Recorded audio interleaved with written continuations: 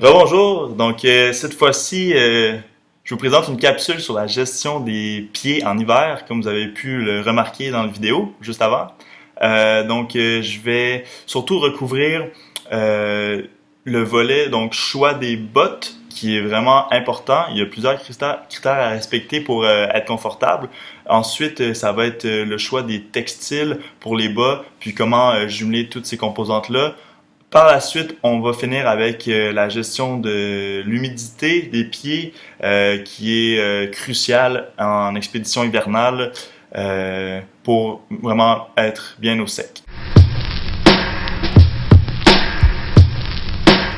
Donc, pour le choix des bottes, ce qui va être vraiment important comme critère à regarder, ça va être l'épaisseur de la semelle. Donc, c'est une épaisseur d'au moins 1 cm, même 2 cm.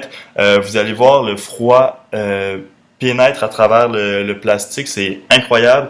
Donc, en fait, vous pouvez voir ce modèle-ci, c'est même borderline pour l'expédition. Vous avez un autre modèle qui est beaucoup plus euh, intense, je pourrais dire ça comme ça. Donc, en fait, la semelle, vous voyez, là, est d'une super bonne épaisseur. En fait, c'est des bottes Acton qui sont moins 100 degrés Celsius.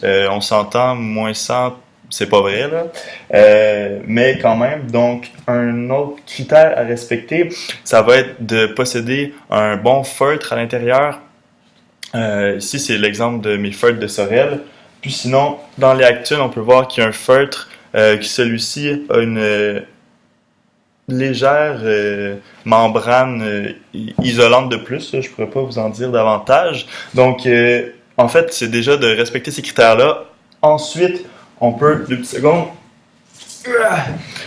se rajouter une semelle isolante celle-ci est rendue vraiment plate et écrapoutie, ça sert plus à rien, mais d'habitude, vous pouvez en prendre des un petit peu plus larges. Donc, en fait, c'est de maximiser l'épaisseur entre votre pied et la glace du lac Saint-Jean.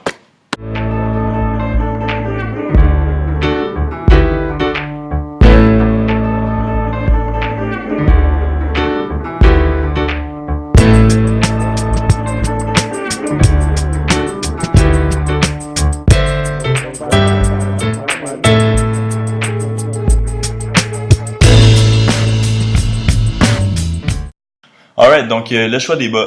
On va commencer avec un bas vraiment mince, un bas sportif, vraiment pour l'intérieur. Donc, vous pouvez voir, c'est un bas qui respire. On voit les trous, on voit au travers un petit peu. Donc, en fait, la marque, c'est Wigwam. Mais bref, c'est une première couche, on prend ces bas-là. On prend la paire de bas super mince, on l'enfile. Par la suite, on va se rajouter une paire de bas de laine. Ça peut être d'une qualité modeste, mais bon, les plus populaires, c'est ceci. En tout cas, peu importe. En fait, on peut juste marcher sur le lac Saint-Jean ou avancer avec ceci. Puis si jamais il fait trop froid, donc ça dépasse les moins 20, moins 30, on peut y aller avec la super paire de bas de laine énorme qu'on va rajouter par-dessus le tout. Puis ça va nous donner un super beau pied épais. Donc c'est pour ça qu'il va être important de prendre ces bottes avec une pointure, une demi-pointure supplémentaire, voir si c'est pas une pointure de plus, parce qu'il faut qu'on arrive à rentrer notre pied avec nos bas dans notre feutre, puis ensuite dans notre botte. Vous allez voir, si jamais votre botte est le moindrement mouillée, elle va congeler la nuit. Ça va devenir un simili-bloc de glace. Puis, si c'est trop serré déjà à la base, le lendemain matin, vous serez incapable de mettre vos pieds dans vos bottes. Donc, voilà pour la couche, les couches de bas. Maintenant, prochaine étape, c'est la gestion de l'humidité.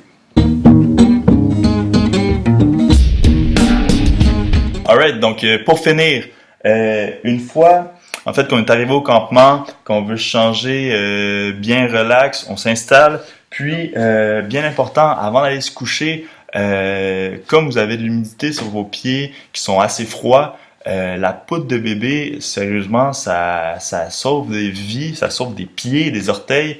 Fait que vous mettez de la poudre de bébé, vous frottez ça comme il faut. Vous pouvez réenfiler vos bas de laine, puis ensuite vous vous mettez dans vos mouflons. Je vais expliquer dans une autre capsule c'est quoi des mouflons.